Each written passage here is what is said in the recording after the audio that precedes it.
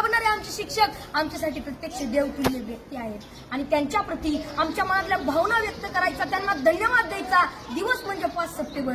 चिखलाच्या गोळ्याला आकार द्यावा लागतो, सोन्याला सुद्धा भट्टीत तापावं लागतं, दगडापासून जर मूर्ती घडवायची असेल तर त्याला सुद्धा टाकेचे गाव ससावे लागतात. आणि तसंच जर मनुष्य नावाच्या प्राण्याला सुसंस्कारी माणूस घडवायचा असेल ना, बनवायचा असेल ना, तर त्यासाठी शिक्षण आणि शिक्षक दोन्ही गरजेचे असतात, तेव्हाच सुसंस्कारी माणूस तयार होतो. जगावर राज्य करणारा इंग्लंड हा देश आहे आणि या देशाच्या सांस्कृतिक परंपरेने त्यांच्या देशातील शिक्षकांना राष्ट्रपतींइतका सन्मान आणि दर्जा दिला जातो आणि म्हणून तर ते जगावरती राज्य करतात.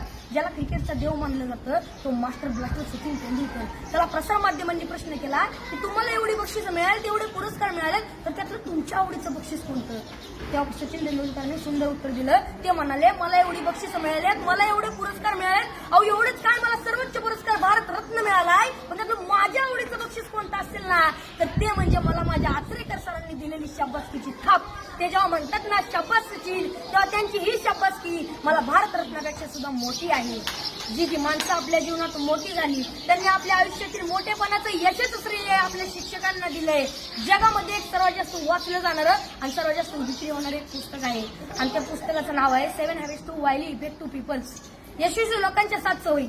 आणि हे पुस्तक लिहित असताना ते लेखकाने जवळजवळ 3000 पेक्षा जास्त यशस्वी आणि सर्व क्षेत्रातील लोकांच्या मुलाखती घेतल्या होत्या. तर त्यामध्ये जवळजवळ प्रत्येक यशस्वी लोकांनी आपल्या यशाचं श्रेय आपल्या शिक्षकांना दिलंय.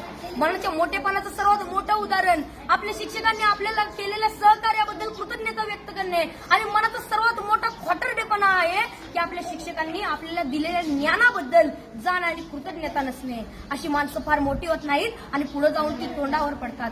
असंच एका मनाच्या मोठेपणाचा एक मोठा प्रसंग या ठिकाणी मला सांगावा असं वाटतो.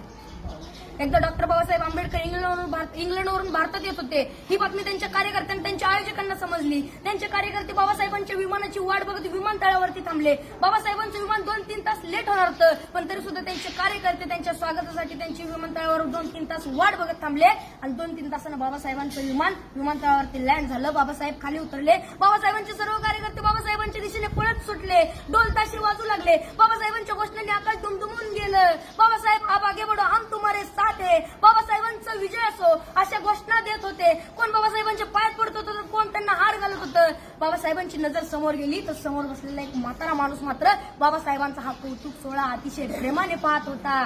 बाबासाहेबांनी गर्दी बाजूला सारली आणि तडकन त्या म्हाताऱ्या माणसाकडे गेले आणि आपलं डोकं त्या म्हाताऱ्या माणसाच्या पायावर ठेवलं. त्या क्षणी सर्व लोक आश्चर्यचकित झाले. एवढे मोठे प्रखंड पंडित डॉक्टर बाबासाहेब आंबेडकर या म्हाताऱ्या माणसाच्या पाया का पडतायत. त्या क्षणी बाबासाहेब म्हणाले,